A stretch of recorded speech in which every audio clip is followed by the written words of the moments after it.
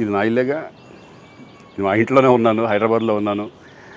So నేను విన్నాను పొద్దున్నుంచి, నాకు ఫోన్లు రావడం జరిగింది. నేను కూడా వీడియో క్లిప్ చూశాను. మన మీడియా మిత్రులు చాలామంది నన్ను అడిగి క్లారిఫై చేసుకున్నారు. వాళ్ళ దాంట్లో రాలేదు నాకు తెలిసి. చాలా ఇట్లా శ్రీకాంత్ ఇలా బెంగళూరులో రేవ్ పార్టీకి వెళ్ళాడు, హేమ వెళ్ళింది, ఈ టైప్లో ఏవో వచ్చినాయి. నిజంగా నాకు నవ్వు వచ్చింది. ఇంట్లో వాళ్ళంతా నవ్వుకున్నాం. ఇదేంటిది, మొన్న ఏమో విడాకులు ఇచ్చి పిచ్చేశారు నా భార్యతో, ఈరోజేమో రేవ్ పార్టీలకి వెళ్ళాడు అని వచ్చేసినాయి. కానీ ఒకటి వాళ్ళు కొంచెం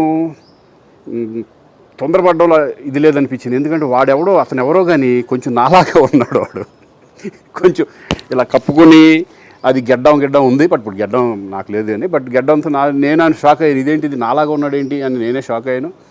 సో దయచేసి ఎవరు నమ్మొద్దు. ఎందుకంటే రేవ్ పార్టీలకి వెళ్ళే కల్చర్ నాది కాదు, పబ్ కల్చర్ మనిషిని కాదు నేను. ఒక్కోసారి బర్త్డే పార్టీ